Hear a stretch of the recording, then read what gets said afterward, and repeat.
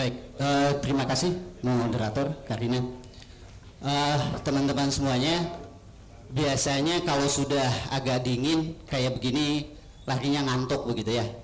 Saya mau panggil dulu teman-teman dari mata kuliah komunikasi politik, acungkan tangan. Oke, mata kuliah etika dan hukum. Oke, ada. Baik. Tadi kita sudah dapatkan pencerahan dari Dr. Abdi Yuhana terkait dengan perspektif demokrasi, terkait dengan peta pemilihan umum di Jawa Barat, dan terkait pula dengan demokrasi di Indonesia.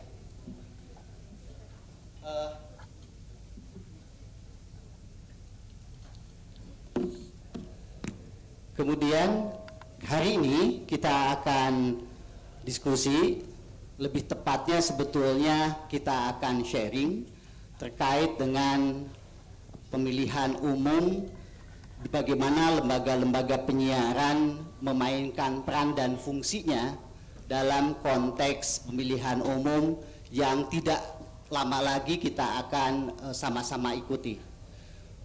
Kalau tidak salah 14 Februari 2024 pemilihan umum akan diselenggarakan, dan setidak-tidaknya teman-teman semuanya adalah bagian yang tidak terpisahkan dalam konstelasi politik kita. Kita sama-sama tahu di media belakangan ini, 2 bulan terakhir ini pembicaraan politik demikian dahsyat. Pembicaraan politik itu sangat-sangat mewarnai, dan tentu saja kita harus bisa mengantisipasi bagaimana lembaga penyiaran itu memainkan peran dan fungsinya. Pada hari ini kita akan diskusikan, dan alhamdulillah ada 3 narasumber yang akan bersama dengan kita.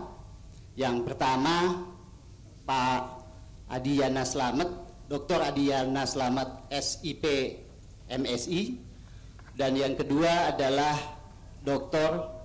Dadang Rahmat Hidayat Esos SH MSI, dan kemudian yang ketiga adalah Bapak Gilang Iskandar yang alhamdulillah sudah berserta dengan kita semua. Pada bapak-bapak yang Pak Dadang, kalau Pak Adiyana lagi ke belakang dulu, mangga Pak Iskandar, izin saya memanggil bapak-bapak sekalian dengan panggilan Akang, karena kita ada di ranah Sunda, kebetulan kita ada di Universitas Pajajaran. Mangga, silahkan. Izin saya menyampaikan sedikit riwayat hidupnya beliau.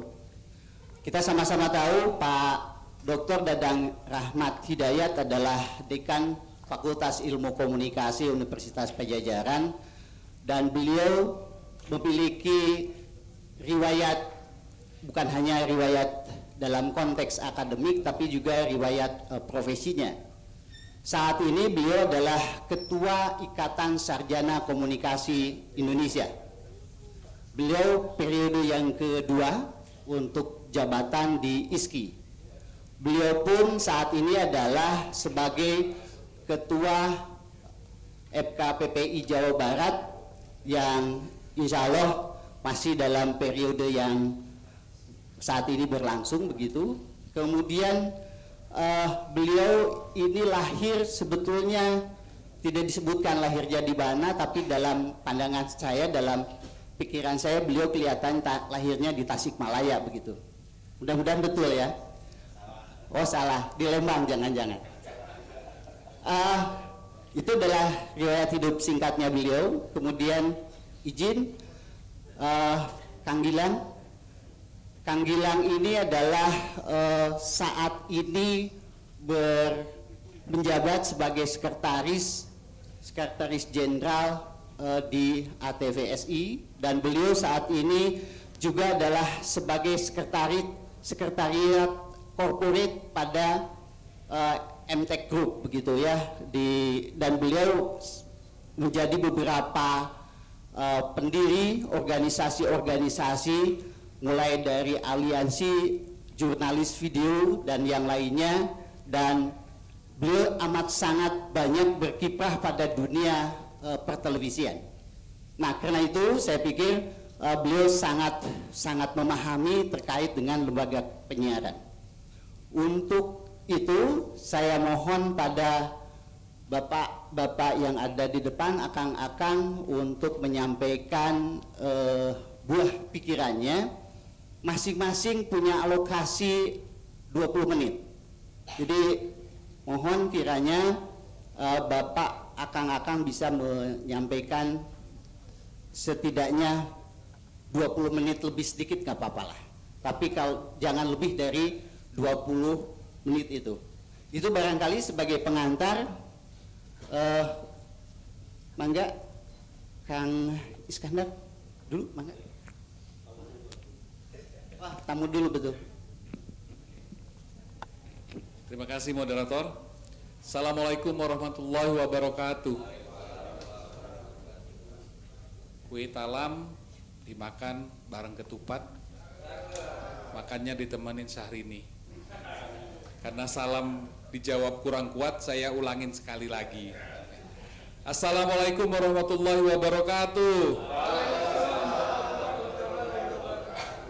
Ini kalau habis dengar keynote speech pasti pada ngantuk ya, kepanjangan ya. Ditambah lagi nih sekarang kita tambah ngantuk ini. Kang Dadang dan Kang Moderator, Bapak Ibu semua yang hadir di sini, para komisioner KPI di Jawa Barat dan senior kita dari PRSNI. Saya juga mantan anggota PRSNI soalnya. Sebelumnya saya di radio. Saya diminta bicara tentang media televisi dan pemilu. Ini menarik karena sudah ada berapa kali pemilu dan teman-teman walaupun mungkin tidak intens mengikuti tapi paling tidak merasakan, melihat, memahami apa yang terjadi di layar televisi kita. Nah, ada 3 pihak yang terkait dengan televisi. Pertama adalah penyelenggara pemilu, kemudian yang kedua peserta pemilu, dan yang ketiga adalah pemilih. Sudah ada slide-nya?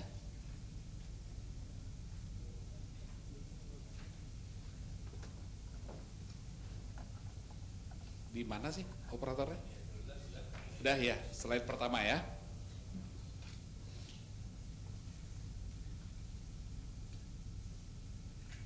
Oke, sudah kelihatan ya. Nah, di antara inilah televisi berperan, jadi ada empat pihak dalam urusan pemilu ini, stasiun televisinya sendiri, kemudian penyelenggara pemilu, peserta pemilu, dan pemilih. Nah, urusannya antara stasiun televisi dengan penyelenggara pemilu. Stasiun televisi adalah menjadi sarana untuk mendiseminasi, ya, mendistribusikan ketentuan, aturan tentang pemilu. Biasanya KPU itu ataupun KPUD itu memberikan materi kepada stasiun televisi, itu baik yang gratis maupun yang non gratis untuk disiarkan kepada masyarakat.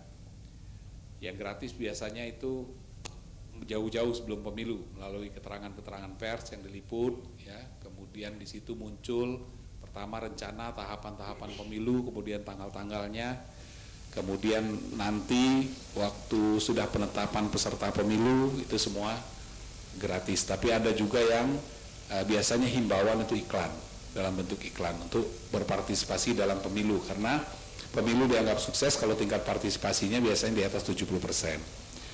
Kemudian kalau stasiun televisi dengan peserta pemilu urusannya dalam hal komunikasi politik, ya. Apa yang ingin disampaikan oleh para peserta pemilu baik partai maupun kandidat perorangan itu dikomunikasikan biasanya melalui televisi. Dan berikutnya antara stasiun televisi dan pemilih. Nah, di sini biasanya posisi yang paling dominan dari stasiun televisi adalah hotels education. Jadi memberikan pendidikan kepada para pemilih. Caranya dengan menyalurkan informasi, melakukan kontrol terhadap para peserta pemilu dan penyelenggara pemilu, kemudian materi-materi tentang pemilu. Nah, itu bisa disampaikan baik melalui iklan maupun juga non-iklan yang non-komersial. Tujuannya adalah supaya pemilih memiliki pengetahuan, pemahaman, dan dasar untuk mengambil keputusan pada saat di TPS. Itu makanya garis besarnya adalah voters education. Teman-teman, Bapak Ibu semua, di dalam siaran pemilu di televisi kita ada sisi plus dan minus, ya. Dari sisi plusnya tercatat antara lain pertama, dengan televisi peserta pemilu bisa melakukan komunikasi politik seperti yang saya sampaikan tadi. Bentuknya apa? Bisa iklan, bisa pidato, bisa berita, bisa propaganda, dan lain-lain bentuk. Itu yang disampaikan kepada pemilih melalui layar televisi. Tujuannya apa? Pertama, membangun citra yang positif, ya, macam-macam yang dilakukan. Ada yang makan malam dengan Gibran, ada yang lari gitu, ya, ada yang macam-macam. Itu semua pembangunan citra yang positif, ya. Kemudian juga untuk mendapatkan simpati, untuk juga melakukan persuasi kepada pemilih, ya, mulai keluar kata-kata kan, nih kalau calon kita nih rajin baca buku, kalau calon yang sana nonton bokep gitu, mulai keluar kalimat-kalimat seperti itu. Itu dalam rangka itu mulai membangun persuasi kepada calon-calonnya. Kemudian ngomongin partai, kalau kami ini begini, kalau yang sono beda lagi gitu, sudah mulai dikomunikasikan. Kemudian ujung-ujungnya membentuk opini publik dan mempengaruhi. Nah, itu yang paling endingnya itu pengaruh dalam rangka mengambil keputusan untuk akhirnya memilih partai maupun kandidat perorangan. Yang kedua, dari sisi positif yang kedua adalah pemilih mendapat informasi, kemudian mendapat pengetahuan, pemahaman akan peserta pemilu yang nantinya akan diputuskan untuk dipilih. Biasanya yang dilihat adalah program dan profil. Ada visi misi, tapi jarang sekali tuh, biasanya orang lebih kepada program dan profil. Ini orangnya kayak apa sih gitu? Oh, yang ini mirip yang kemarin nih gitu, bolehlah gitu. Oh, yang ini antitesa dari yang kemarin gitu, bolehlah, katanya nggak setuju sama yang kemarin. Seperti itu. Jadi profil itu mulai dibangun. Partai-partai juga demikian. Kami partai yang pro rakyat, kami partai yang pro keadilan, kami partai yang pro perubahan, semua menyuarakan itu. Profilnya mulai dibentuk. Tetapi pada saat yang sama juga ada sisi negatif. Karena biasanya ambisi meraih dukungan yang berlebihan itu mulai terjebak pada black campaign, bukan lagi negatif campaign. Itu sudah mulai, black campaign itu biasanya lebih kepada hal-hal yang tidak ada dasar, mulai kepada fitnah, ya, karakter assassination, penghancuran karakter, itu mulai dilakukan. Kalau negatif campaign itu dia ada dasar, sisi-sisi negatif, ya. Ada yang kemarin bicara pidato tentang membandingkan panjang jalan yang dibangun di era sebelumnya dengan era sekarang gitu, walaupun datanya salah gitu ya, tapi itu terjadi gitu. Arti kata menjelekkan tetapi menggunakan data, itu yang negatif.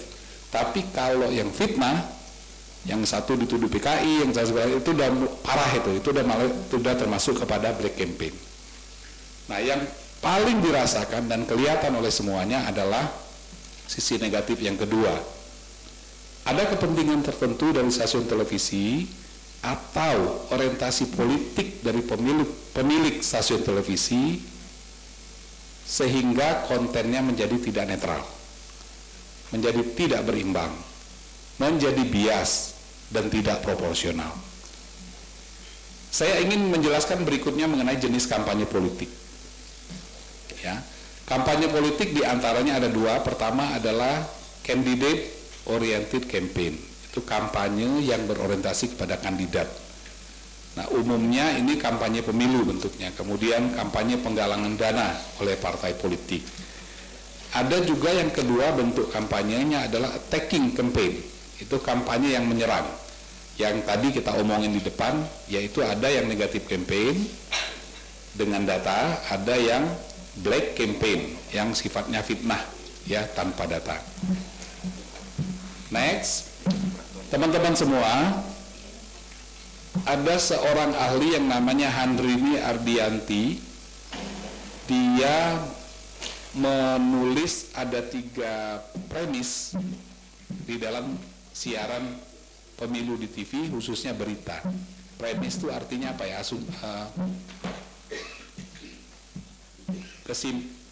Kesimpulan dasar, anggapan dasar. anggapan dasar, itu premis. Menurut beliau, untuk siaran di TV, terutama berita, pertama itu ada tekanan dari jurnalis, tekanan dari pengiklan, dan pemilik modal. Kemudian yang kedua, berita yang keluar dari redaksi merupakan titik keseimbangan dari berbagai kepentingan tersebut. Jadi berita yang nongol di TV itu adalah titik keseimbangan antara kepentingan jurnalis, pengiklan, dan pemilik modal. Kemudian yang ketiga, akibatnya menurut beliau, akibatnya bias di dalam pemberitaan pada masa kampanye dapat terjadi. Sehingga terjadilah distorsi informasi, dramatisasi fakta, framing berita, dan propaganda politik. Ini premis tentang siaran pemilu di TV khususnya berita yang disampaikan oleh Handrini Ardianti. Teman-teman semua, berikutnya saya ingin memperlihatkan data tentang iklan kampanye di televisi. Kalau kita lihat, kita bandingkan data advertising expenditures atau biaya iklan di semua TV pada tahun 2014 dan 2019, maka di tahun 2019 itu ada kenaikan 22%. Yang tadinya sekitar 656 miliar sekian menjadi 802 miliar sekian. Nah sekarang kemana saja itu lari di TV-TV-nya? Di slide berikutnya terlihat bagaimana alokasi belanja iklan ini di masing-masing stasiun televisi pada tahun 2014 dan tahun 2019. Teman-teman bisa melihat stasiun televisi mana yang paling besar menerima alokasi biaya iklan. Nanti teman-teman bisa mencari tahu kenapa demikian. Ya, itu kelihatan sekali. Ya, dan yang kelihatan ya, stasiun televisi mana yang besar-besar menerima alokasi belanja iklannya, pemilu. Nah, slide berikutnya saya ingin memperlihatkan ini yang menarik. Kalau teman-teman perhatikan slide berikutnya, coba benar-benar diamati besaran belanja iklan dan total spot iklan dari masing-masing partai. Teman-teman lihat di tahun 2019 dan bandingkan dengan hasil pemilu. Di situ teman-teman akan melihat belum tentu partai yang mengalokasikan belanja iklannya besar dan jumlah spot iklannya banyak itu otomatis menjadi papan atas atau pemenang pemilu. Teman-teman bisa lihat dari data ini. Mestinya ini menjadi pelajaran bagi partai-partai untuk mengelola dengan baik. Artinya serangan udara tidak cukup. Ya, jaringan partai di darat itu juga penting untuk menggait pemilih. Karena terbukti para pemenang pemilu seperti PDIP, kemudian Gerindra, Golkar itu kalah jauh dengan 3 yang di atas dana budget iklan pemilunya. Jumlah spot iklannya juga kalah jauh gitu. Tetapi faktanya yang 3 di atas sama-sama kita tahu bagaimana hasil pemilunya. Nah, jadi inilah yang ingin saya sampaikan sebagai pengantar. Nanti kita berdiskusi lebih lanjut tentang data-data ini gitu. Kita bisa memperdalam dalam sesi tanya jawab. Sementara saya kembalikan kepada moderator. Assalamualaikum warahmatullahi wabarakatuh. Waalaikumsalam warahmatullahi wabarakatuh. Aplaus buat Pak Gilang. Baik, menarik ya. Ternyata data menunjukkan pada kita sekalian bahwa belanja iklan yang dibelanjakan oleh partai politik tidak otomatis dia bisa menguasai yang namanya para pemilih begitu. Ini catatan buat kita untuk diskusikan lebih lanjut. Baik, untuk selanjutnya untuk selanjutnya senior dulu atau Pak Padi dulu? Ya, mangga. Udah ada belum dia operator? Mata saya. Kalau dulu Pak Adi Anda dulu. Udah. Oh udah ya, oke. Ya, saya menurutnya tidak lama ya, sedikit saja. Ini yang teman-teman ini sudah pasti akan menampilkan data-data yang menarik. Saya juga yang inginnya yang menarik ya, tapi dari hasil publik aja. Jadi saya ingin bicara soal independensi media. Tadi kan sebutkan bahwa media itu harusnya sih netral ya, harusnya netral. Tapi lihat dari realitas begitu, tampaknya netralitas itu dipersepsikan, kira-kira begitu.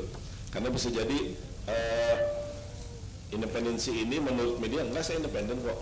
Tapi yang ada di data beda, bahkan persepsi masyarakat pun berbeda.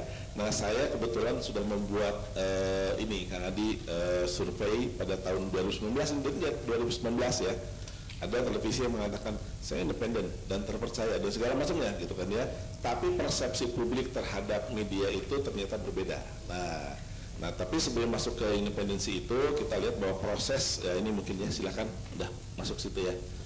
Jadi untuk melihat persepsi masyarakat itu adalah biasanya dari durasi, dari frekuensi, atau dari kecenderungan yang kita sebut dengan setting agenda atau bahkan framing dari agenda itu sendiri, dari media itu sendiri begitu ya. Bisa jadi misalnya beritanya sih sama naik dua-duanya gitu. Ini kasus 2019 presiden ya, dua-duanya naik, berita tentang Prabowo 02 ya, Prabowo ya 02 atau 01 gitu, dua-duanya naik. Tapi yang satu beritanya yang relatif positif, yang satu positif. Misalnya gini, wah 01 disambut oleh masyarakat dengan gegap gempita dan segala macamnya. Yang satu lagi berita juga tapi sedang angin puyuh gitu kampanyenya. Atau misalnya cara angle, cara ngambil, yang satu itu padahal sama-sama banyaknya ya, tapi karena close up ya, pas William Jari beda kan, close up kesannya banyak sekali, tapi kalau dari jauh kesannya sedikit. Nah, itu sebetulnya bentuk-bentuk yang sadar atau tidak sadar itu dipersepsikan oleh masyarakat. Oh, ini media ini cenderung ke sana, begitu ya. Nah, saya tidak akan bicara proses lebih jauh, tapi langsung data aja supaya kita lebih banyak diskusi. Datanya silakan ke slide nomor berapa ya? 1, 2, 3 kalau nggak salah. Langsung aja data. Ini persepsi masyarakat ini. Lanjut. Terus ini mah teori lah konsepnya. Terus nah ini persepsi masyarakat ya, kita nggak bisa menyalahkan kalau ditanya masyarakat, kata masyarakat seperti itu begitu ya. Saya nggak bicara soal siapa masyarakatnya, proses ini juga saya mestinya di sini ya, betul ya, lebih enak aja gini ya. Ini menurut masyarakat perbandingan kepentingan media pada Pilpres 2019. Nih kalau kita lihat ke pasangan 21 dan pasangan 22 ya. Coba lihat ini menurut publik bahwa media cenderung secara keseluruhan cenderung ke 01. Kalau dari data ini ya. Tapi tentu akan berbeda dengan TV One. Mungkin sudah paham ya pada saat 2019 TV One kemana ya Pak Yusuf ya, gitu ya. Ini data ini menurut saya relevan gitu. Bahkan mana nih, TVRI pun mana? TVRI juga, TVRI itu paling sedikit ya keberpihakannya, tapi tetap cenderung berpihak ke 01 gitu ya.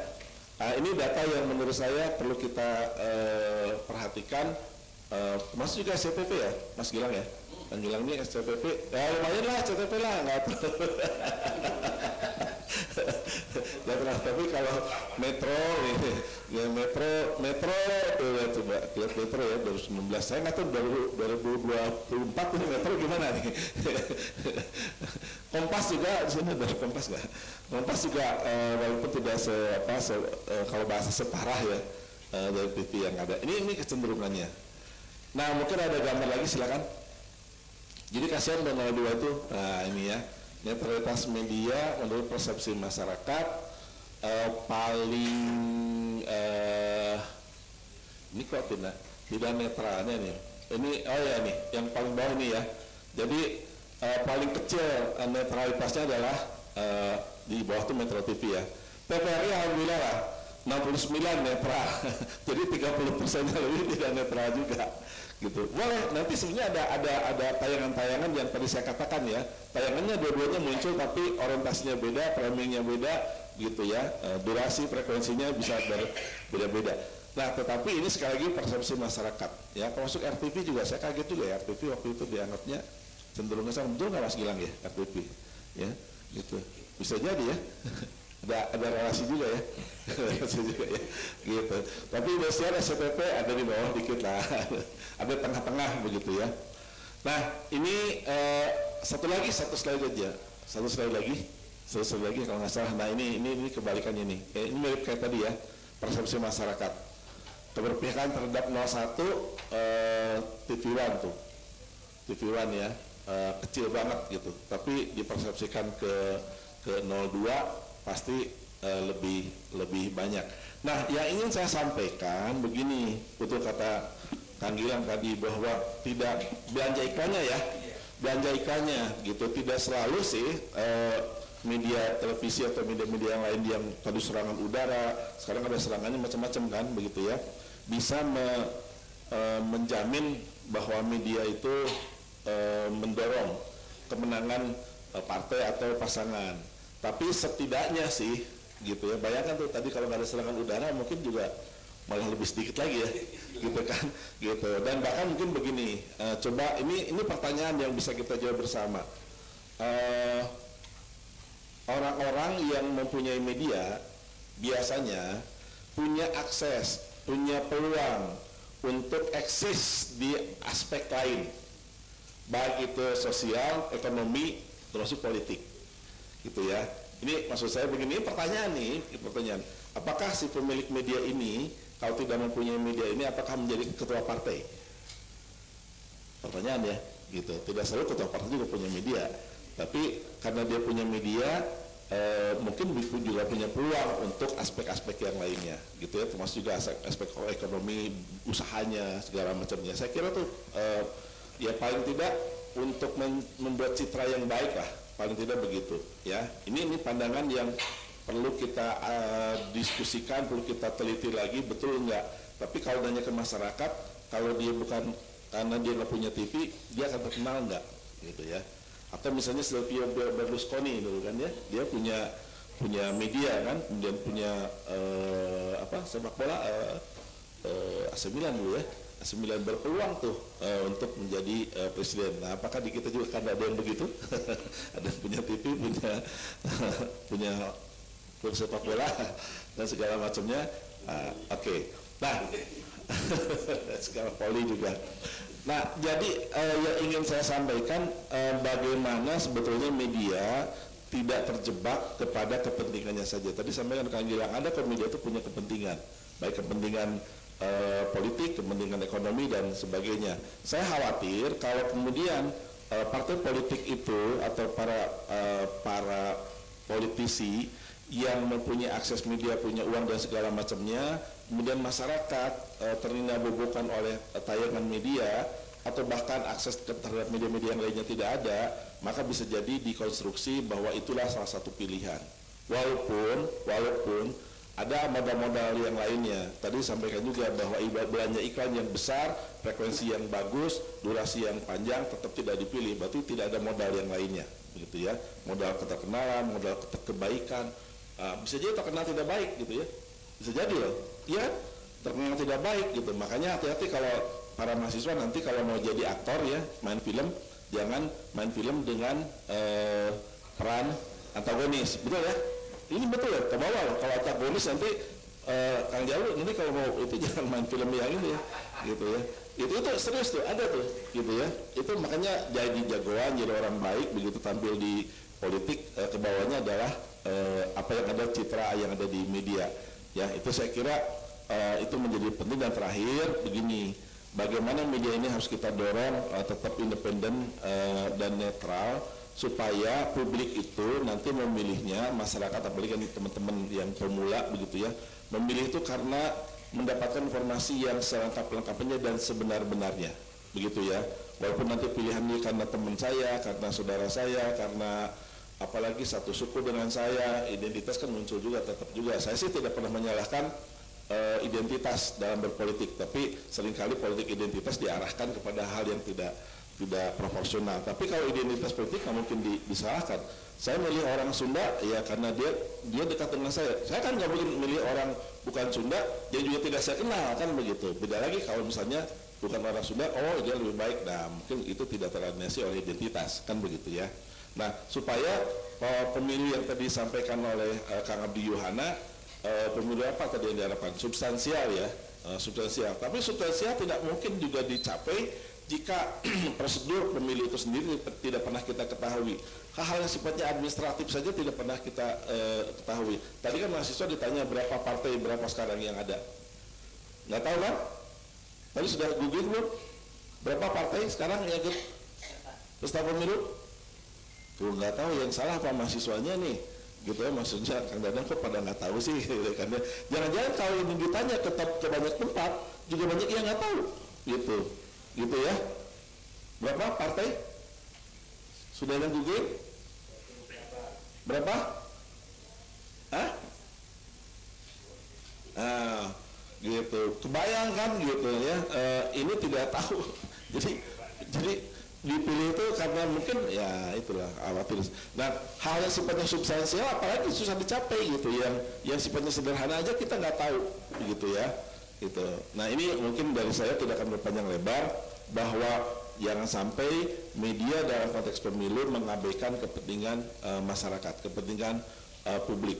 Kalau kemudian media berkoalisi dengan politisi, media berkoalisi dengan pemilik modal, terus lantas siapa yang akan berkoalisi dengan masyarakat? Siapa yang berkoalisi dengan para pemilih ini untuk mendapat informasi yang benar? Memang seringkali media dituduh begitu ya. Saya kira jangan asal tuduh, tapi dari data tadi persepsi masyarakat tidak bisa disalahkan, namanya persepsi.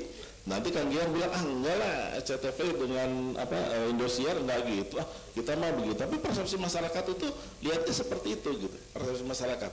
Atau tadi yang paling ekstrim gitu kan, ada kan 2 TV yang paling ekstrim kan, seringkali kan dulu Pak Sudama ya, kalau misalnya yang menang ini kan 01 di sini, yang sini menang 02, sering dipelesetkan gitu.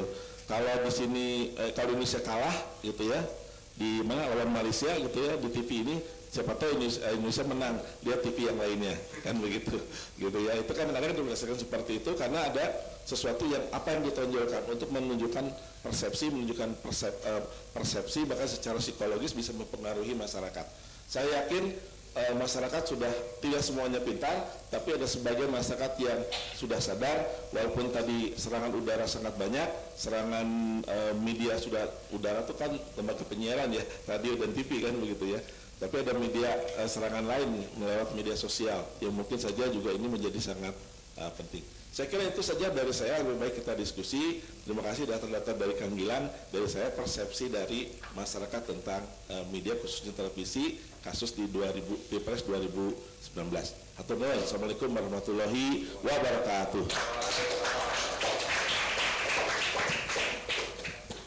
Baik, terima kasih Kang Dadang. Kita lihat data menunjukkan bahwa media masa kita, media konvensional kita menunjukkan memang tidak netral gitu ya.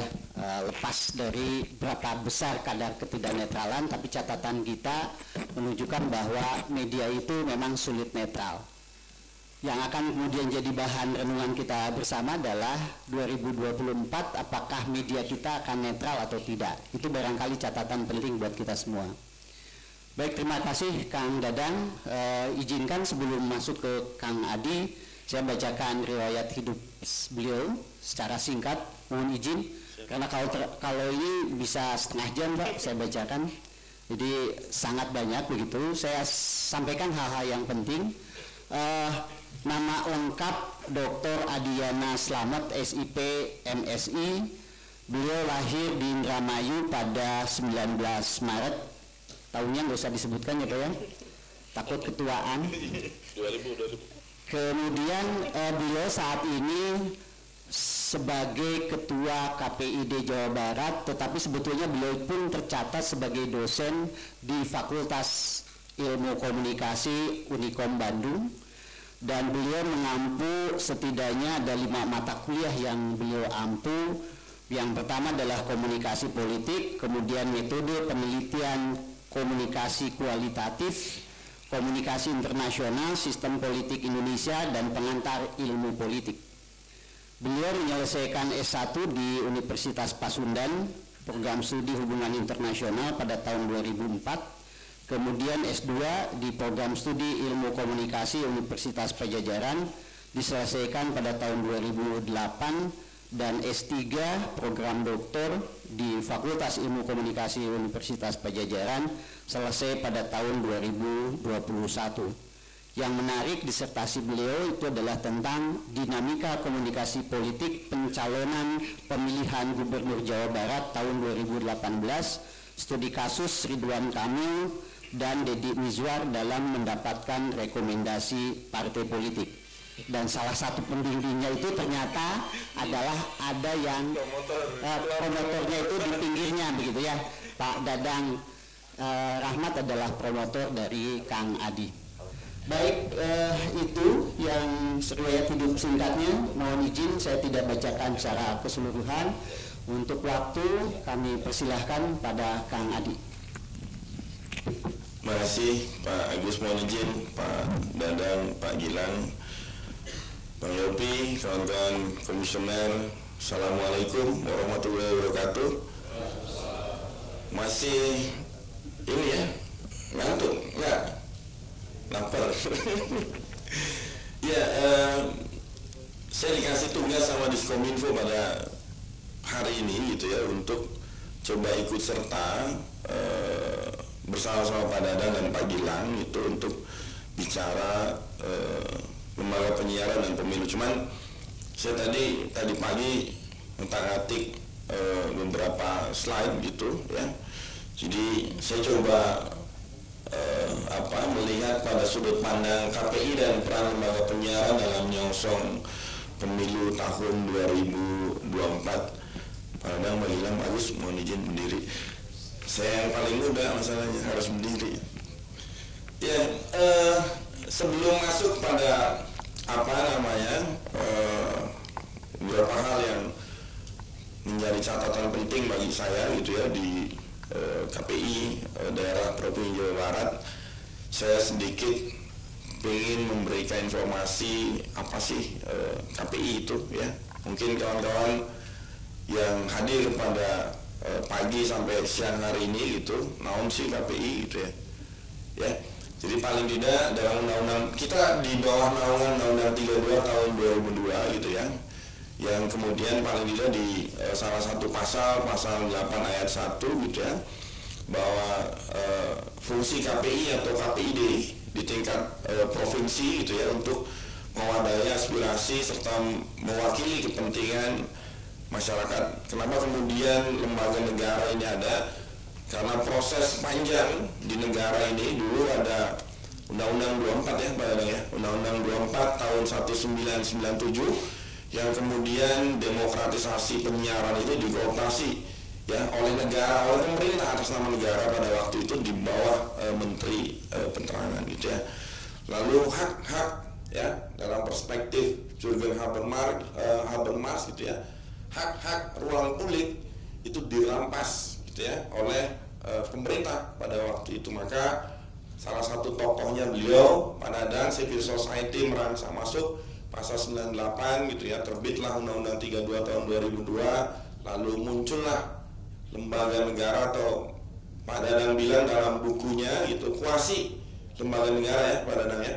Jadi kuasi lembaga negara ini paling tidak ada pasal 8 ayat 2 wewenang KPI menetapkan standar program siaran ya, lalu menyusun peraturan dan menetapkan pedoman perilaku penyiaran, mengawasi pelaksanaan peraturan dan pedoman perilaku penyiaran, memberikan sanksi terhadap pelanggaran ya, lalu melakukan koordinasi dan atau kerjasama dengan pemerintah. Nah, ini tugas dan kewajibannya. Ini agak dalam perspektif, karena saya satunya hubungan internasional, ini dalam perspektif hubungan internasional, dalam perspektif mazhab idealisme itu ya. Jadi bahwa pasal 8 ayat 3 menjamin masyarakat peroleh informasi yang layak dan benar sesuai hak asasi manusia ya, dan seterusnya gitu ya. Ini gambaran yang kemudian harus saya berikan gitu ya, informasi yang saya berikan atas kenapa kemudian KPI ini ada dan untuk apa sesungguhnya dalam konteks negara bangsa Indonesia. Next, Saya ingin meyakinkan kawan-kawan gitu ya. Ini saya beberapa kali bawakan ini itu tentang pemetaan relasi lembaga penyiaran dengan isu strategis gitu ya. Jadi di negara manapun dan ini adalah hasil penelitian gitu ya.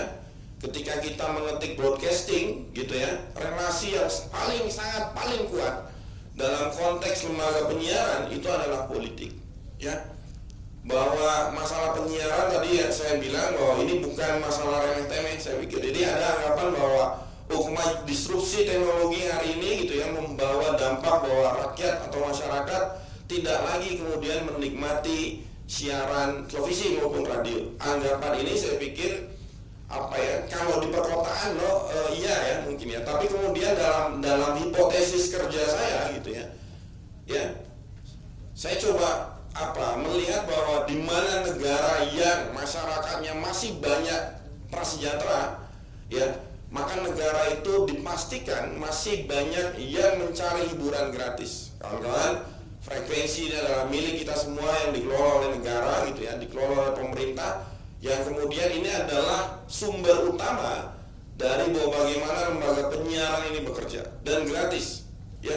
Maka masyarakat ya dalam konteks itu yang jumlahnya hampir 300 juta jiwa gitu ya, Jawa Barat yang jumlahnya hampir misalkan ya 50 juta jiwa gitu ya, ini masih banyak yang kemudian menonton televisi dan mendengarkan radio ya, dan itu yang kemudian dirilis paling tidak oleh Kata Data ya dan Kominfo gitu, bahwa memang betul gitu masyarakat banyak mencari informasi di media sosial ya, tapi kemudian informasi yang dipercaya hanya di lembaga penyiaran.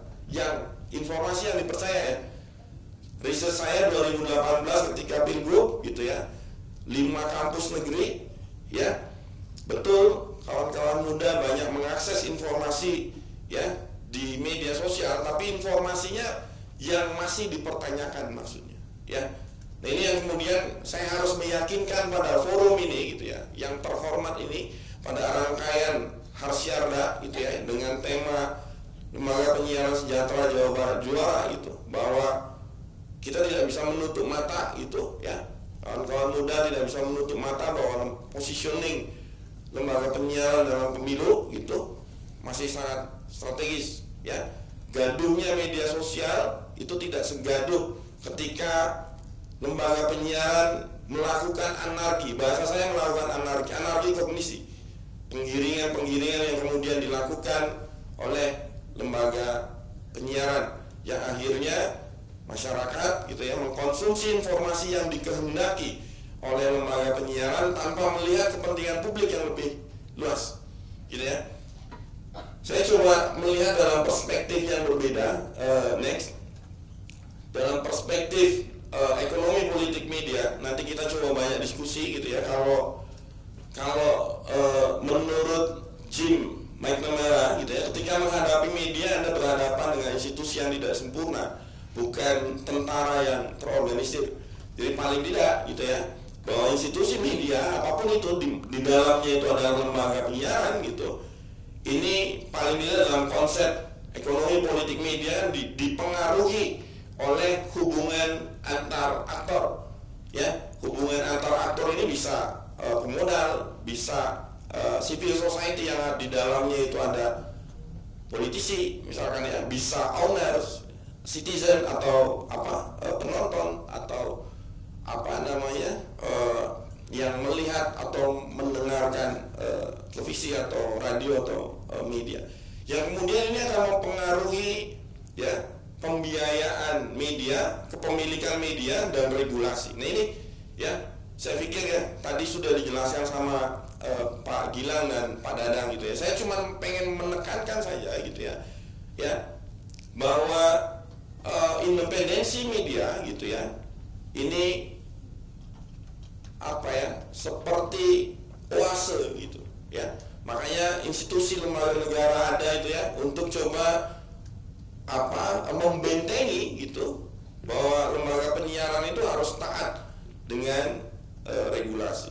Belum lagi bicara pada konteks misalkan ya kalau ada konsep dalam Vincent Mosco yang kemudian bicaranya 3 hal gitu ya, komodifikasi misalkan, komoditas, semua yang ada di lembaga penyiaran itu adalah komoditas, ada human-nya menjadi komoditas, waktunya menjadi komoditas, human ya untuk membuat produknya itu adalah konten dijual ya, iklan masuk apa segala macam untuk mendapatkan kapital atau keuntungan. Ya saya beberapa kali bilang gitu ya di depan kawan-kawan lembaga penyiaran, jangan kemudian ya hanya untuk menikmati seceruk iklan tapi mengorbankan ya kepentingan publik atau kepentingan masyarakat ya. Jadi saya beberapa kali bilang. Lalu ada strukturasi dan ada spesialisasi gitu ya, bahwa bagaimana penyebaran pesan yang kemudian disampaikan oleh lembaga penyiaran gitu ya mampu misalkan masuk ke pelosok-pelosok yang dikehendaki, yang mampu untuk menerima signal frekuensi. Lalu kemudian misalkan lembaga penyiaran juga atau media juga mampu untuk merepresentasikan apapun yang diinginkan oleh media. Tadi sudah dibahas oleh Pak Dadan gitu ya. Jadi kalau main sinetron jangan jadi tokoh antagonis, dan nanti selamanya jadi tokoh antagonis kan kayak gitu ya. Dalam kehidupan nyatanya mau direpresentasikan apa gitu ya, tokoh politik apa dan yang lain-lain.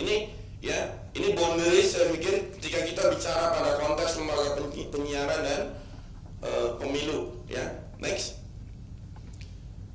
Nah kawan-kawan gitu ya, ini ada kajian dalam konteks komunikasi internasional, ini bahas CNN gitu ya di Britania gitu ya. Tapi kemudian ini bagian dari bahwa bagaimana ya media internasional itu bekerja gitu ya. Tapi kemudian ini bisa diadopsi gitu ya dalam konteks lembaga penyiaran dan pemilu. Paling tidak ada the political function of media ya, sebagai penyedia informasi bahwa bagaimana media atau lembaga penyiaran ini mendistribusikan informasi politik yang kemudian harusnya mampu untuk menjadi ya atau membangun orientasi politik masyarakat gitu ya, pengetahuan politik masyarakat ya, sehingga political behavior yang kemudian ditandai gitu ya dengan political participation atau partisipasi politik itu ya dalam konsepnya Philip Althoff gitu ya, tidak hanya datang ke TPS, itu adalah grade yang ke-9 ya, tapi kemudian partisipasi politik juga itu menghendaki itu bahwa kita semua sebagai warga bangsa itu lebih dari hanya gitu ya datang ke TPS, dan itu adalah tugas media gitu ya. Kalau kita sepakat bahwa institusi media ini adalah pilar keempat demokrasi dalam perspektif Amerika misalkan ya, tapi kemudian ketika bicara perspektif ya Jerman ngomong ini hati-hati nih gitu, institusi media ini hanya akan digunakan untuk menyebarkan kepentingan atau ideologi tertentu gitu ya, bahwa kita sepakat bahwa ini adalah penting gitu ya. Nah positioning media juga gitu ya, di dalamnya itu adalah lembaga penyiaran, ini menjadi salah satu tonggak saya bilang gitu ya, kita berdaya atau tidak, masyarakat berdaya atau tidak. Jadi dalam perspektif saya, keberdayaan masyarakat dalam konteks demokrasi gitu ya, itu salah satu faktornya bahwa bagaimana orientasi politik kita sebagai warga bangsa ya itu baik. Kalau orientasi politiknya baik, saya pikir tadi kata Pak Dadan ya, tidak hanya bicara pada konteks misal memilih calon pemimpin itu hanya gagah, ganteng gitu ya, cantik ya, putih ya, kesukuan tapi tanpa melihat kualitas misalkan gitu ya. Jadi kalau orientasi politiknya baik ya kita memilih ya apa yang kemudian calon pemimpin itu sampaikan, prospektif policy choice apa yang kemudian disampaikan, apa-apa saja yang kemudian gagasan ide gitu ya untuk membangun negara bangsa ini, untuk membangun daerahnya ya. Nah peran media, lembaga penyiaran itu begitu masif dan begitu penting saya pikir ya. Lalu yang kedua misalkan media sebagai agenda setting tadi tuh ya. Jadi pada konteks awalnya, mohon maaf kalau saya salah gitu ya. Kan apa yang dianggap penting oleh masyarakat harus dianggap penting oleh media. Kayak gitu ya? Gitu ya? Kawan-kawan? Bukan? Apa yang dianggap penting oleh masyarakat harus dianggap penting oleh media, kayak gitu ya? Kayak gitu. Kembali, kalian dalam konsep agenda setting. Kembali, apa yang dianggap penting oleh media harus dianggap penting oleh masyarakat. Sama nggak? Benar kalau dalam konteks agenda setting. Benar kalau dalam konteks agenda setting. Tapi konsepsi realitasnya itu sama nggak? Dalam konteks apa? Asumsi berpikir bahwa institusi media ini harus menyampaikan informasi yang clear untuk pembangunan demokrasi, sama nggak kira-kira? Penggiringan, ya? Ini mumpung ada Pak Gilang, saya agak kenceng ngomongnya, ya nggak apa-apa, ya? Ya? Penggiringan isu, gitu ya? Apa yang kemudian dianggap penting oleh media harus dianggap penting oleh masyarakat, ya? Tapi dalam perspektif kita, saya, jangan-jangan ini kebalik. Harusnya kan yang dianggap penting oleh masyarakat harus dianggap penting oleh media, kayak gitu ya? Harusnya kayak gitu ya? Karena frekuensinya punya siapa? Frekuensinya punya masyarakat, ya, bukan punya lembaga penyiaran gitu. Paham ya? Jadi ketika kita bicara kepentingan publik, bukan kepentingan institusi media, gitu ya. Nah, ini catatan-catatan penting saya pikir, ya. Saya juga belajar komunikasinya baru sama Pak Dadang gitu, ya. Kita harus mencermati itu semua tuh, gitu ya. Lalu sebagai public watchdog, sebagai mobilisasi politik, ya, dalam perspektif orang banyak, mobilisasi politik itu hanya fisik. Tapi tadi yang saya bilang, anarki kognisi yang dilakukan oleh institusi media di dalamnya dalam lembaga penyiaran itu menggiring orang, ya, untuk coba mengadops informasi yang diinginkan oleh media tanpa melihat pada konteks kepentingan publik. Saya bilang institusi media sudah melakukan anarki kognisi, ya, itu sudah melakukan mobilisasi, gitu ya. Jadi kalau kita mencermati dunia internasional gitu, ya, misalkan Arab Spring mobilisasinya di Twitter, ya, Mesir gitu ya, ya, dan yang lain-lain gitu. Ini catatan penting bahwa lembaga penyiaran juga, TV sama radio, mampu untuk memobilisasi, ya, masyarakat untuk apapun, tanda kutip, ya. Lalu yang kelima, media mempunyai legitimasi sebuah rejim atau media mempunyai fungsi legitimasi rejim atau delegitimasi rejim, ya. Pengakuan bagaimana masyarakat didorong atas dasar misalkan kepentingan relasi kuasa, ya, antara pemodal, owners, penguasa misalkan, ya, dalam konteks meyakinkan masyarakat, ya, bahwa rezim itu dalam kajian hubungan internasional, rezim itu satu nilai, perangkat nilai norm yang dibikin oleh penguasa, ya. Penguasa di sini macam-macam gitu ya, ya. Nah, artinya misalkan ini menjadi catatan penting saya pikir, apalagi kalau saya meminjam konsepnya Foucault misalkan, ya, relasi, ya, pengetahuan dan kekuasaan. Salah satu yang kemudian ditengarai oleh Foucault bahwa siapapun yang kemudian mampu menguasai wacana dalam konteks apapun, maka orang tersebut, kelompok tersebut sudah mempunyai kekuasaan atas pikiran orang banyak. Diskurs tuh, ya. Nah, siapa yang melakukan itu? Ya, bridge-nya kan institusi media, gitu ya.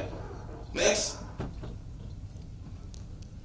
Nah, ini tadi yang saya bilang, 437 lembaga penyiaran di Indonesia, di Jawa Barat. Saya pikir ini adalah kekuatan yang kemudian mau dibawa kemana? Lembaga penyiaran ini mau dibawa kemana? Ya, mata dan telinga masyarakat Jawa Barat oleh lembaga penyiaran. Apakah mampu untuk mendorong misalkan, ya, tadi kebermanfaatan, kreativitas, inovatif, ya, education, gitu ya, dalam hal-hal informasi, terlebih dalam pemilu itu untuk membangun orientasi politik atau tidak. 437 lembaga penyiaran yang tersebar di 27 kabupaten kota. Jawa Barat ini itu paling banyak lembaga penyiaran. Ya, maka saya pikir gitu ya, pada kesempatan kali ini gitu ya, kita semua harus berpikir gitu ya, bahwa bagaimana institusi lembaga penyiaran yang kemudian meminjam frekuensi ya kepada kita sebagai warga negara yang dipinjam oleh lembaga penyiaran, kita juga harus care terhadap permasalahan-permasalahan penyiaran yang ada di Jawa Barat maupun di Indonesia, saya pikir ya. Next. Nah, ini kawan-kawan, Pak Dadan, Pak Gilang, ini mohon izin. Ini posisi KPI dalam undang-undang pemilu dari tahun ke tahun. Ya. Ini ya. Ini dari tahun ke tahun ya. Jadi kita komparasi ini. Ini saya mengutip dari bukunya Mas Gun-Gun, ya. Ini pasal apa? Undang-undang Pemilu nomor 10 2008. KPI ini, Komisi Penyiaran Indonesia ini tugasnya dalam pemilu. Ya. Deskripsi KPI di Undang-Undang Pemilu nomor 10 2008 ini. Lalu turun lagi, dipangkas lagi, gitu ya. Di Undang-Undang nomor 8 2012 dan terakhir yang dipakai Undang-Undang nomor 7 tahun 2017 ya, pasal 296 mengatakan KPI, Dewan Pers, melakukan pengawasan dan pemberitaan penyiaran dan iklan kampanye pemilu yang dilakukan oleh lembaga penyiaran atau media massa cetak. Ya, nah problemnya, masalahnya, ya, pra pemilu ini gimana? Jadi ketika masa kampanye tadi kata Kak Abdi ditetapkan 3 bulan dari bulan November, ya, itu diketok palu oleh penyelenggara pemilu, kita baru mengawasi itu. Nah, aturan sebelumnya gimana? Gitu ya. Kita hanya punya pasal yang kemudian pasal besar bahwa lembaga penyiaran itu harus untuk integritas nasional, integrasi nasional gitu ya, untuk kayak gitu-gitu. Belum diatur loh, ya, pranya maksudnya ya. Kalau dalam masa kampanyenya sudah diatur, ya, paling tidak ada 2 pasal dalam pedoman perilaku penyiaran dan standar program siaran. Pasal 50 tentang proporsional, ya, pemberitaan, memberikan informasi apa segala macam, tidak memihak apa segala macam. 2 pasal di P3SPS itu adalah turunan dari Undang-Undang 32 tahun 2002, gitu ya. Jadi kawan-kawan gitu ya, bagi KPID Provinsi Jawa Barat dengan ikhtiar kami dari tahun kemarin sampai hari ini gitu ya, untuk melakukan literasi, paling tidak yang terliterasi gitu ya, mampu memahami operasi media gitu ya, mampu memilah ya informasi atau pesan di media gitu ya, dan yang lain-lain. Saya pikir dalam kontestasi 2024 nanti gitu ya, apalagi jumlah pemilih muda di Indonesia itu 175 juta menurut data KPU pusat. Di Jawa Barat dengan total tadi 35 juta jiwa itu hampir katanya menembus 25%. Berarti bahwa yang kemudian ya coba diterpa ya atau diberikan informasi politiknya kawan-kawan muda yang kemudian punten ya hari ini gitu ya, kalau menurut risetnya IDN Institute ya, kawan-kawan muda gitu sudah malas untuk mencari informasi politik, apalagi mendengarkan dan membaca berita politik dianggap berat. Nah, bagaimana misalkan kita mendapatkan informasi yang baik, yang layak sesuai hak asasi manusia dalam perspektif Undang-Undang 32 tahun 2002, itu tugas kami.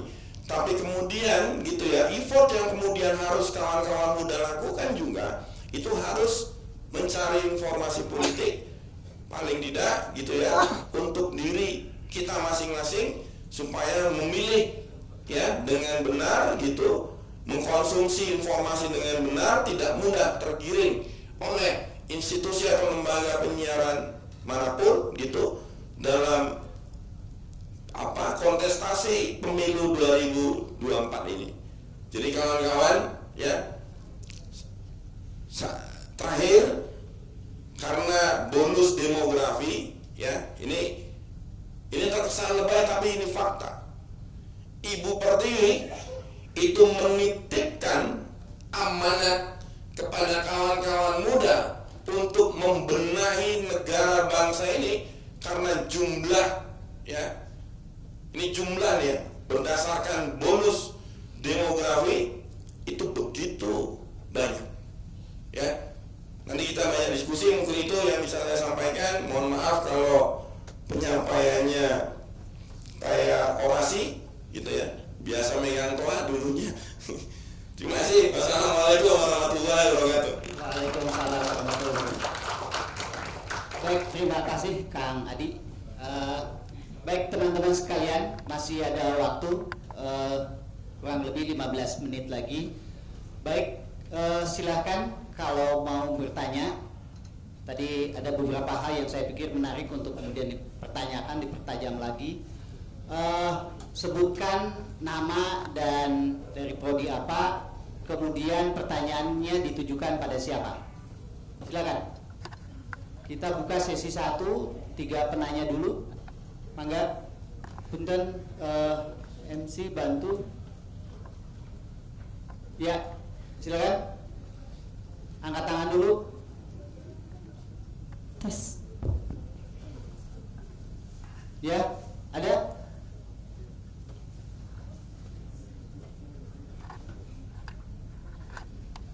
Kalau tidak ada pertanyaan biasanya itu hanya 2 kemungkinan. Yang pertama kemungkinannya sangat jelas, saking jelasnya bingung mau tanya apa lagi. Atau kemungkinan yang kedua bingung. Bingung apa yang mau ditanyakan begitu ya. Baik, supaya tidak menimbulkan salah paham begitu, silakan tanyakan. Mangga. Ya. Oke. Ya, sebutkan nama dan prodinya, kemudian pertanyaan ditujukan pada siapa? Assalamualaikum warahmatullahi wabarakatuh. Selamat siang. Perkenalkan, nama saya Muhammad Keizal Fatih dari program studi manajemen komunikasi. Saya izin bertanya kepada Pak Gilang dan mungkin juga Pak Dadang sekaligus bertanya mungkin ya. Jadi tadi disampaikan data bahwa ada proporsional yang mungkin tidak kita duga ya, kalau misalnya ada 3 partai yang paling banyak menyumbangkan dana untuk melakukan kampanye ya, belanja iklan ya. Ya, kampanye di iklan tadi, namun mendapatkan hasil yang tidak begitu banyak. Nah, sementara dalam komunikasi yang kita pelajari selama ini di Fakultas Ilmu Komunikasi bahwa intensivitas pesan dan juga produksi konten pesan yang menarik itu akan membawakan pada perilaku yang kita sebagai pelaku kampanye inginkan, yaitu agar para pemilih di pemilu ini untuk memilih ketiga partai tersebut. Nah, apakah ini diakibatkan oleh perilaku pemilih di Indonesia yang bersikap bounded reality atau fast and frugal, di mana mungkin diakibatkan oleh pemilih-pemilih di Indonesia itu melihat politik di Indonesia itu begitu kompleks. Sekian pertanyaan dari saya, terima kasih. Baik, terima kasih Keza. Terus, baik, mau dijawab langsung dulu Kang Gilang? Atau kita tunggu dulu satu pertanyaan, silakan. Satu pertanyaan lagi. Mangga. Ada? Ya, silakan.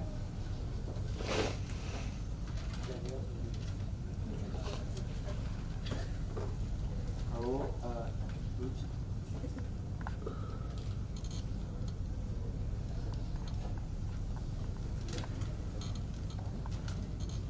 semuanya, Bapak, Ibu, dan hadirin sekalian. Perkenalkan, nama saya Fatir. Saya dari Manajemen Komunikasi 2020. Izinkan saya untuk bertanya. Sebelumnya saya sempat ditanyakan pertanyaan seperti ini ketika saya sedang mengikuti salah satu seleksi ajang pariwisata, di mana pertanyaan ini tuh mengatakan bahwa bagaimana peran dari pemerintah ya, atau mungkin agen pemuda dalam memberikan edukasi, sosialisasi atau pencerdasan mengenai pemilihan politik. Pertama kan tadi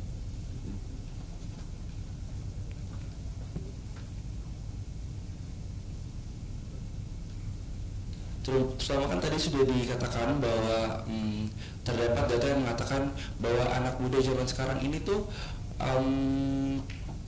keinginan untuk mencari data mengenai calon politik itu semakin sedikit gitu ya Pak. Dan belum lagi dari data itu didukung dengan adanya bagaimana kondisi netralitas dari stasiun TV itu yang semakin lama semakin dikit persentasenya, dan juga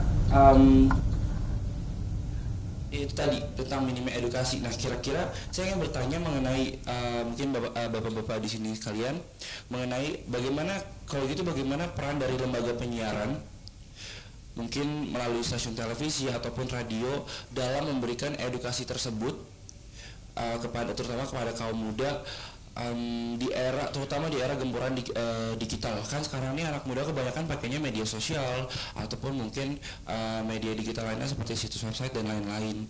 Nah, bagaimana dari peran penyiaran lembaga penyiaran dalam memberikan edukasi tersebut melalui media televisi dan radio? Terima kasih. Baik, terima kasih Fatir. Baik, untuk pertanyaan yang pertama dari Keiza, mohon ke Pak Gilang barangkali lebih spesifik terkait dengan data 3 partai politik di mana belanja iklannya itu sangat besar, tetapi ternyata tidak masuk dalam partai politik atau partai parlemen begitu. Hasilnya jeblok lah, kurang lebih begitu. Nah, mungkin bisa dijabarkan, dijelaskan lebih lanjut alasan kenapa bisa seperti itu. Serangan udara tidak cukup. Kira-kira seperti apa, Pak? Mangga. Oke, terima kasih Keiza dan Fatir. Saya menduga saja, saya menduga dalam ilmu komunikasi itu komunikasi akan berhasil kalau pas ya cara komunikasinya dengan segmen yang dituju. Saya menduga sih materinya, dia nggak tahu siapa persis yang disasar gitu, sehingga akhirnya jadi sia-sia juga gitu. Itu satu kemungkinan pertama. Jadi pesan komunikasinya nggak pas dengan segmen yang dia tuju. Kemudian yang kedua, ini dugaan saya, kalau melihat partai-partai yang suaranya besar rata-rata memiliki figur, dan karakter pemilih di Indonesia masih melihat figur. Program segala macam, visi misi itu belakangan. Nah, kemungkinan di partai-partai ini belum ada figur yang kuat. Ya, figur yang kuat yang mendapat persepsi positif di mata masyarakat. Coba aja lihat partai dengan 1, 2, 3 itu rata-rata punya figur yang kuat gitu. Kalaupun ada partai yang tidak punya figur, paling tidak dia sudah lama dan memiliki infrastruktur yang luar biasa, lengkap. Itu ada tuh partai yang tidak figur tapi dia masih bisa eksis, karena dia benar-benar memiliki infrastruktur partai yang sudah terlatih puluhan tahun gitu. Jadi dia sudah menancapkan suatu stempel di benak masyarakat bahwa dia memang partai yang layak untuk dipilih. Itu dugaan saya, dan akan lebih lengkap nanti Kang Dadang bisa menambahkan. Tadi sempat kita bahas juga kenapa itu bisa terjadi seperti itu. Belanja iklannya sudah besar, jor-joran. Ya, menurut Kang Dadang tadi ya kelebihan cuma itu aja, yang lain nggak punya gitu. Mungkin Kang Dadang bisa melengkapi. Tadi saya menjawab, jawabannya sudah diselesaikan gitu ya. Iya, banyak faktor ya, karena kan orang masuk ke TPS itu kan dengan biasanya dengan bekal gitu ya, bekal yang ada yang dipunya oleh dia.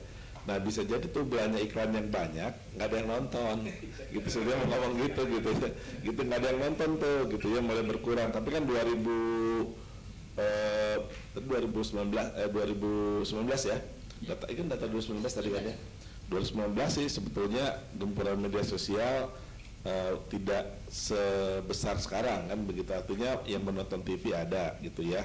Bisa jadi sih yang nontonnya nggak banyak atau sudah ada persepsi lain, sudah punya kognisi apa istilahnya, penilaian ya, judgement gitu ya. Ini mah gini lah, maksudnya gini. Saya banyak ngomong di sini berkali-kali, Pak Dadang lah, itu udah nggak usah dengerin, udah tahu lah Pak Dadang gitu ya, gitu kan, gitu. Jadi udah ada persepsi gitu ya, yang kemudian bahkan bisa jadi negatif loh. Hati-hati loh, kampanye yang sering-seringan malah jadi kontraproduktif. Bahkan saya pernah menyampaikan, misalnya ya kita tahu lah ya, ada yang menggunakan terus medianya begitu ya, itu sebetulnya kredibilitas medianya sendiri itu dipertaruhkan gitu. Jadi wah ini media ini kok jadi gini ya, gitu ya, gitu. Jangan berpikir bahwa akan positif ke medianya, gitu. Masyarakat itu malah jadi antipati, dalam bahasa lain kontraproduktif, gitu. Sudah mah tidak banyak mendapatkan suara, ke medianya oh ini mah begini kan begitu ya.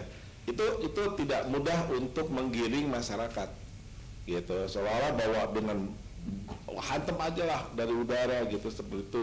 Memang dia terkenal, tapi terkenal tidak menjadi preferensi untuk memilih, gitu ya.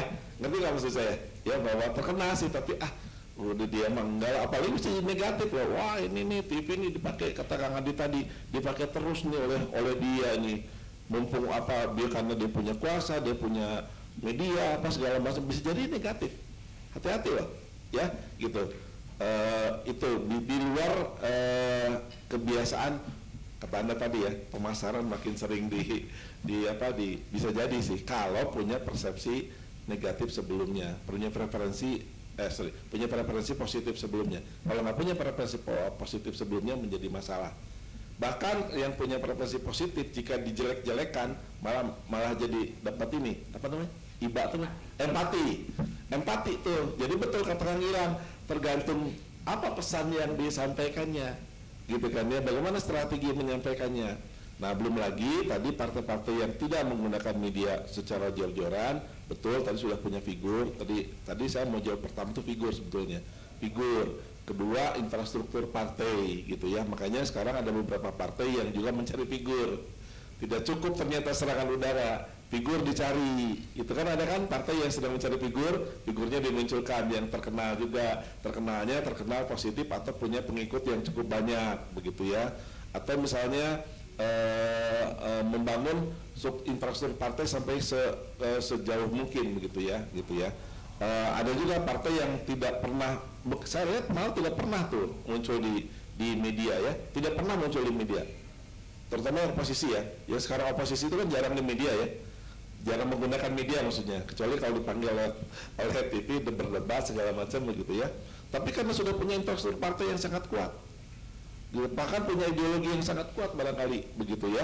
Nah apalagi kalau nanti ditambah oleh ini apa namanya, serangan udara. Nah jadi ada serangan darat ada komunikasi personal pun juga masih penting tuh, komunikasi personal, apalagi pemilih-pemilih di daerah ya, pemilih daerah, orang yang datangin aja waktu apa tuh namanya, hajatan, ada meninggal, itu punya kenangan bagus tuh, iya dia mah datang segala macamnya ya. Dan saya yakin sebagian mahasiswa di sini ini tadi saya bisik-bisik juga nih, ada survei ya, ternyata yang Anda cari informasi politik itu, surveinya siapa kemarin tuh ya, itu informasi tentang politik itu sangat sedikit banget, betul nggak? Betul ya, Anda akui ya, kalau Anda mencari informasi yang paling sedikit salah satunya adalah masalah politik, diakui nggak? Diakui itu nggak betul gitu ya. Mungkin ada informasi lain yang lebih menarik ya, soal apa tuh, olahraga masih mending ya, soal lifestyle atau soal apa begitu, itu lebih menarik. Nah yang terakhir dari saya soal tadi mungkin juga terdistrak gitu, jadi terdistrak makin banyaknya informasi, sumber informasi yang dari televisi tadi terdistrak oleh media sosial, oleh yang lain-lain gitu ya. Ternyata banyaknya itu tidak berpengaruh karena para pemilih sudah banyak mendapatkan informasi dari yang lainnya. Saya kira itu mungkin ya. Fatir itu tadi tentang peranan media ya. Kang Adi ya. Peranan media kan pertanyaannya. Oke.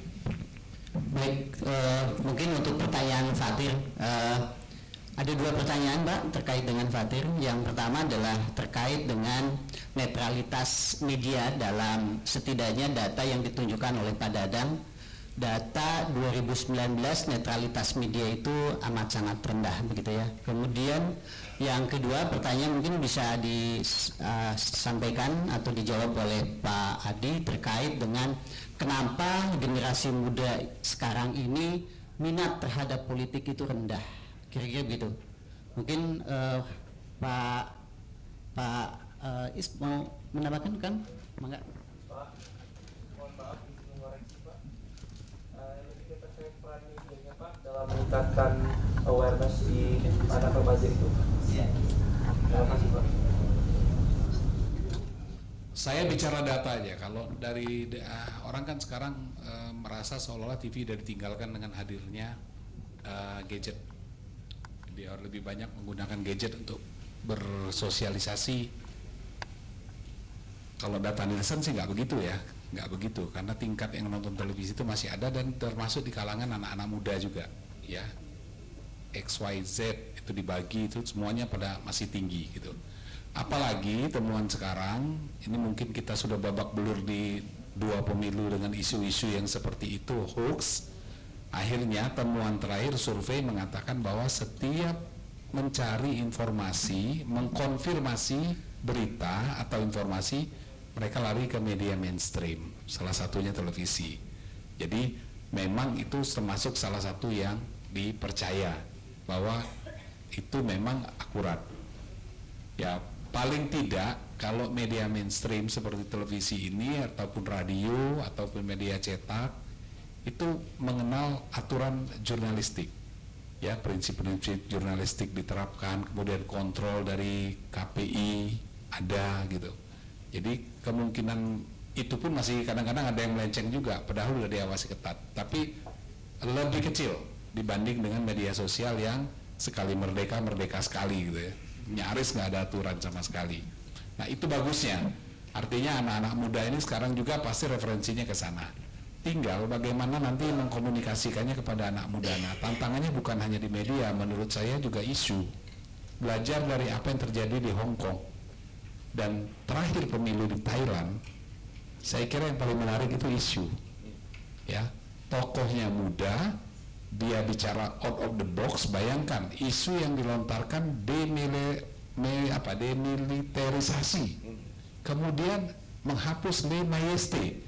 Nggak ada orang yang berani ngomong tentang menghilangkan aturan yang menghina keluarga kerajaan. Ini berani sekali loh.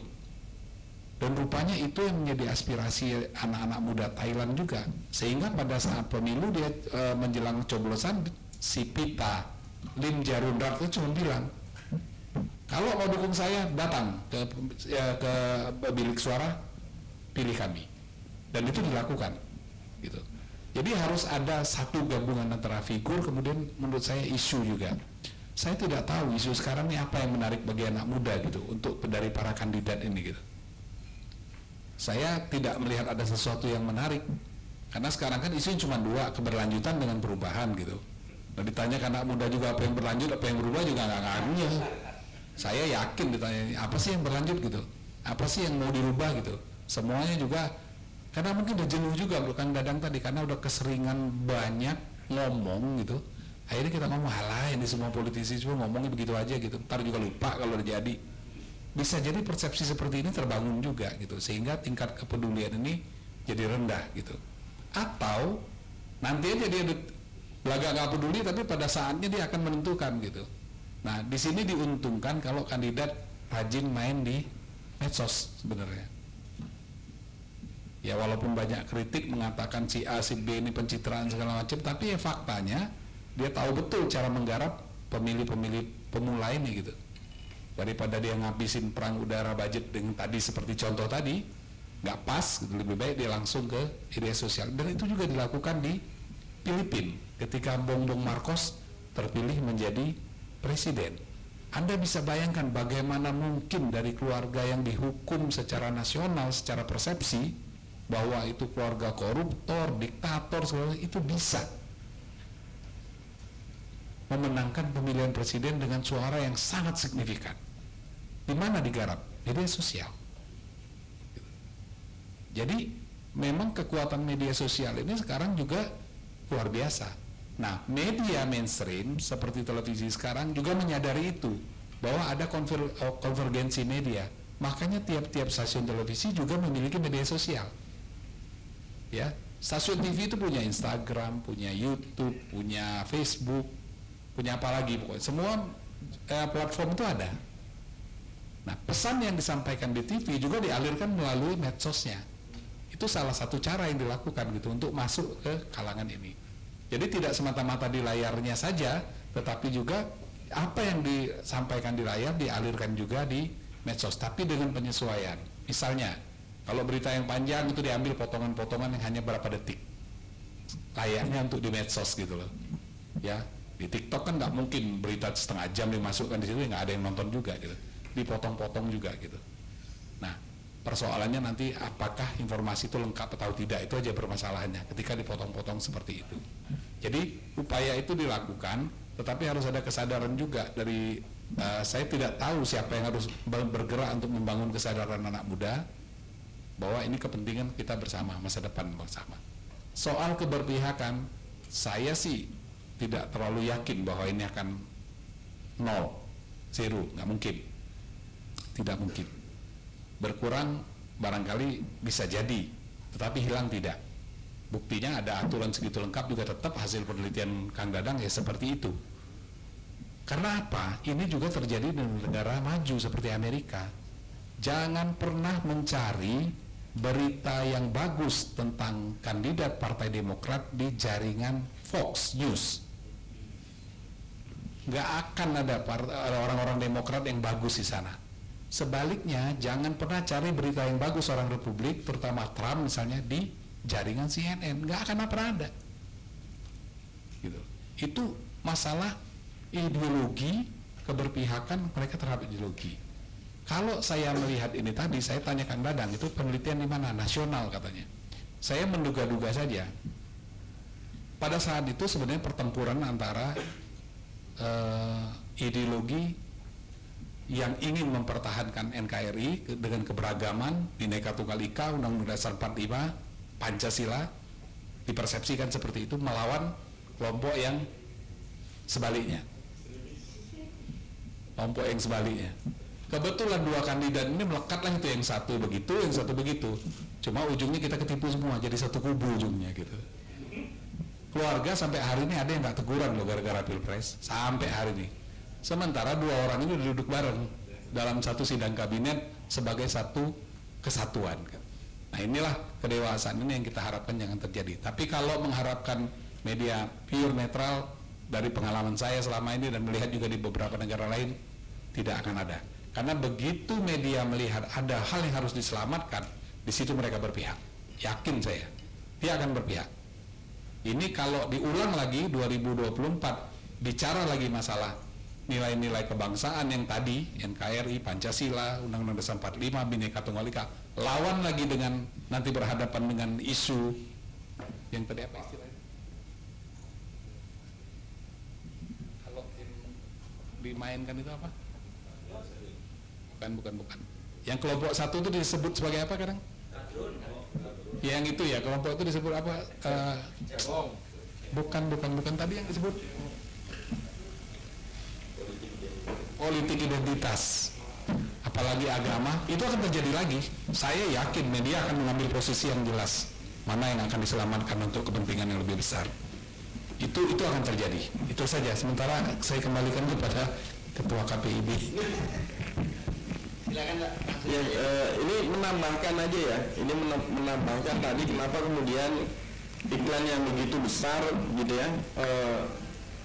tidak bisa dikonversi menjadi suara ya. Maksudnya kalau dalam apa yang kemudian saya pelajari sih, apa yang kemudian disampaikan lewat media ini hanya bicara pada konteks reminder sebenarnya. Jadi kalau dalam strategi kampanye itu ada ada serangan pertama untuk political image, serangan keduanya itu darat gitu ya. Nah, serangan ketiga kemudian reminder lagi gitu. Jadi kalau saya belum pernah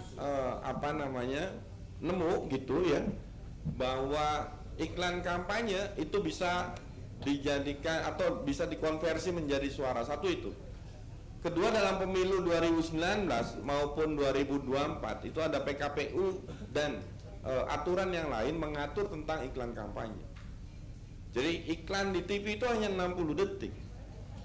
Ya, 60 detik sekali tayang gitu ya. Di radio itu 30 detik gitu. Jadi artinya bahwa ketika kita bicara bahwa pada konteks pengalaman gitu ya, pengalaman yang kemudian tahun 2019, iklan-iklan kampanye itu nggak masif juga sebenarnya.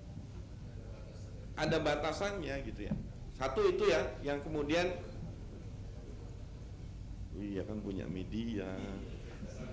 Itu dikonversi segitu itu mungkin kalau belanja iklan segitu padahal kan nggak bayar juga. Ya, itu ya hanya sebagai reminder. Jadi saya masih ingat betul ketika bimbingan sama beliau, sama Pak Dadang gitu ya, ngomongin tentang salah satunya media sosial, media lah ya.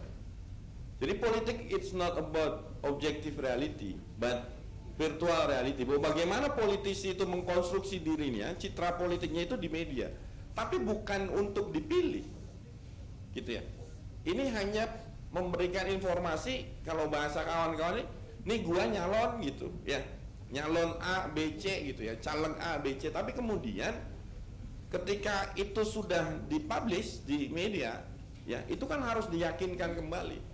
Nah, meyakinkan kembali turun ke grassroots ini yang tadi Pak Abdi bilang, ini bagi-bagi sembako, bagi-bagi amplop apa segala macam, gitu ya. Nah ini ya tambahannya. Yang kedua, misalkan apa peran lembaga penyiaran gitu ya.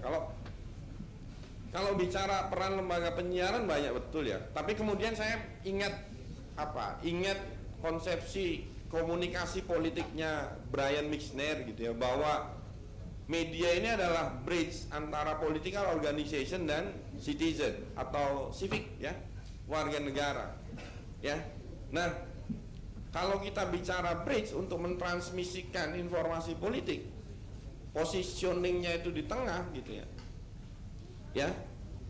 Nah, hari ini positioning lembaga penyiaran ini tadi kata Pak Dadang dan Pak Gilang, ini gesernya ini terlalu ke atas.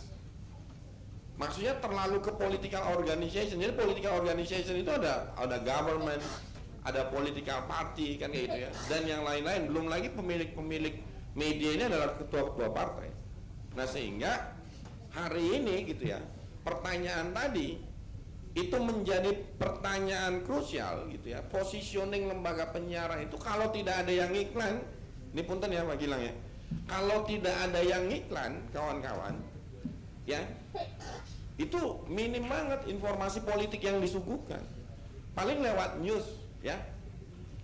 Nah, sedangkan news tadi penelitiannya IDN, anak-anak muda kalau ngomongin news, political news gitu ya, ya itu riset beberapa tahun sampai terakhir tahun 2022 gitu ya, itu gesernya itu sedikit. Anak-anak muda ini merasa berat untuk mengkonsumsi political news gitu ya. Nah, artinya bahwa kalau kita mau jujur gitu ya, lembaga penyiaran tadi kenapa saya pengen meyakinkan kita semua di ruangan ini gitu ya, tentang pemetaan bahwa relasi lembaga penyiaran dengan isu-isu strategis dan irisannya itu adalah politik gitu ya. Pertanyaan tadi ya bisa, harusnya kan bisa lewat iklan, bisa lewat program apa segala macam, tapi karena masyarakat atau lembaga penyiaran ya ini pegangannya ini adalah rating program-program politik ini kecil, maka itu tidak menjadi prioritas program-program yang disuguhkan gitu ya di lembaga penyiaran. Terakhir, Pak Agus, ini terakhir saya mengutip dari Romo Magnis ya, Fran Magnis Suseno gitu ya. Kita ini tidak memilih yang terbaik ya. Apa yang kemudian kita dapat, informasi yang kita dapat gitu ya, tidak memilih yang terbaik, tapi mencegah yang terburuk berkuasa, kawan-kawan. Jadi ketika yang terburuk berkuasa ya, ini saya pikir kita semua gitu ya nggak mau. Nah, maka informasi politik yang kemudian disampaikan ya oleh lembaga penyiaran, dan saya pengen meyakinkan pada hari ini juga gitu ya, bahwa satu-satunya media atau institusi media ya yang kemudian masih dipercaya, tadi iklan yang dibikin oleh KPID Provinsi Jawa Barat gitu ya, itu hanya lembaga penyiaran ya.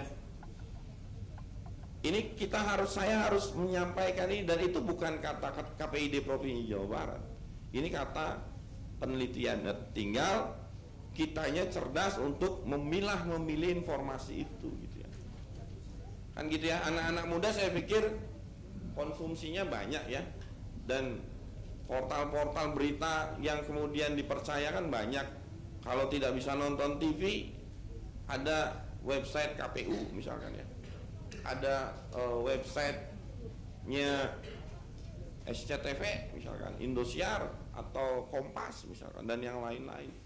Nah, ini kan kita bicara effort aja sih sebenarnya ya, effort untuk menggali informasi. Ini minimnya effort untuk political information gitu ya, ketika kawan-kawan muda ingin berdaya tadi, ini saya pikir ya masih, punten ya saya bilang ya, masih lemah ya, masih kemudian 9 jam dalam 1 minggu bermain Instagram atau TikTok ya, itu kan scrollnya nyari informasinya kan kadang ya, padahal kita semua tahu, kita semua sadar semuanya bahwa kata penyair Jerman, buta politik yang paling buruk itu adalah buta yang paling buruk itu adalah buta politik. Terima kasih. Wassalamualaikum warahmatullahi wabarakatuh. Waalaikumsalam warahmatullahi wabarakatuh. Baik, terima kasih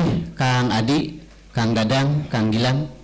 Ini adalah pencerahan buat kita, buat anak didik kita, buat mahasiswa kita. Ini pun sekaligus adalah pendidikan politik buat mereka, dan mudah-mudahan bukan hanya menumbuh kembangkan kesadaran politik, tapi juga partisipasi politik ke depan. Dan ini menjadi catatan buat kita bagaimana ke depan kita bisa mengantisipasi hiruk-pikuk politik itu dengan literasi yang memadai. Jadi kita tidak tergiur, kemudian tidak terjerembab pada pilihan-pilihan politik yang sifatnya hanya sesaat. Kita punya idealisme politik ke depan di dalam menetapkan pilihan politik kita yang sesuai dengan hati nurani kita. Itu barangkali simpulan yang bisa saya sampaikan. Sekali lagi terima kasih buat Kang Adi, Kang Dadang, dan Kang Gilang. Terima kasih banyak, dan dengan demikian untuk diskusi kita pada hari ini cukup sekian. Terima kasih. Assalamualaikum warahmatullahi wabarakatuh.